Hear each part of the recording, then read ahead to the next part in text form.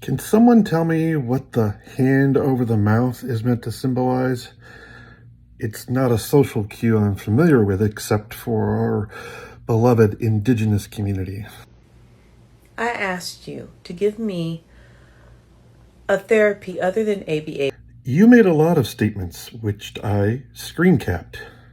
You can ask me all sorts of things. However, you don't produce my content any more than I do your content. For someone who had autism and had a significant cognitive impairment to keep them from eating out of the trash can. However, when the community tried to engage you to address your very specific scenarios, you blocked my account, thus removing yourself from the discussion. And you have that right to block an account. And you gave me this list, so let's look at it. You complain that neurodivergents never provide alternatives to ABA. You even go so far as to say the neurodivergent community erases these people. Wow. Occupational therapy, it's for spatial sense, balance, grip, things like that. So I listed some of the alternatives to ABA. Were you really genuinely asking for alternatives? Was I wrong to assume good intent?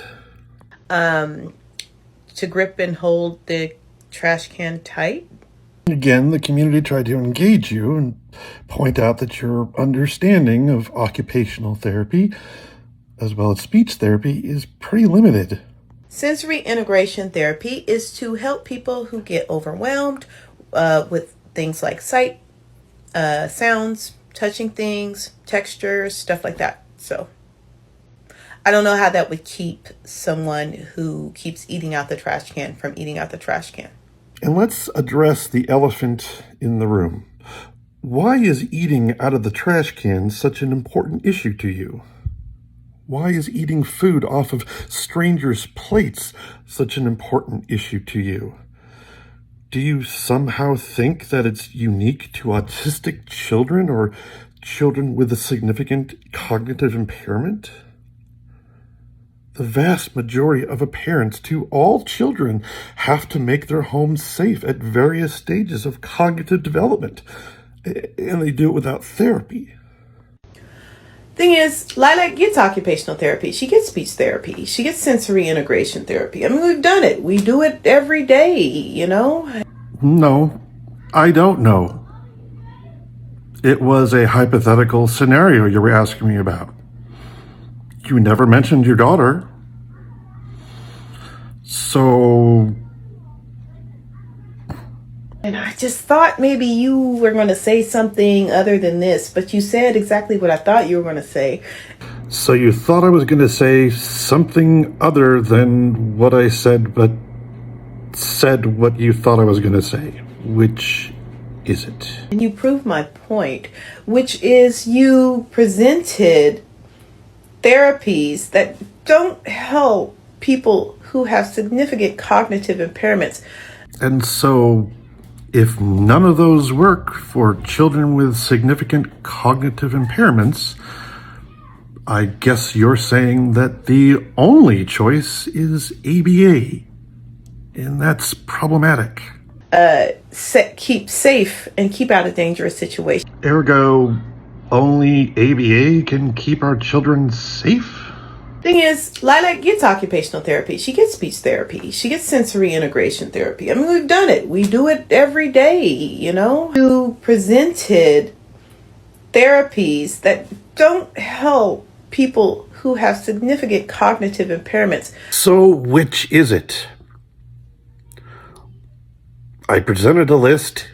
You say they don't help children with significant cognitive impairments, but your daughter, I'm assuming you're saying she has a significant cognitive impairment, does occupational therapy and speech therapy and sensory integration therapy every day. I'm confused. Because it's never really been a part of what a lot of people think of when they think of autism. So the lived experience of adult autistics are invalid. They think it's, hey, I'm a creator on TikTok and I'm going to speak my mind. You never think of the person who's like going to wear a diaper. And thus you're assuming that all adult autistics, as they appear now, is how they were as a child. For the rest of their life and doesn't speak, And it's so sad. They're like erased, like I said. Autism isn't sad. Your reaction to autism, the reaction from neuronormatives, and the autism industrial complex is sad and disturbing, truly disturbing.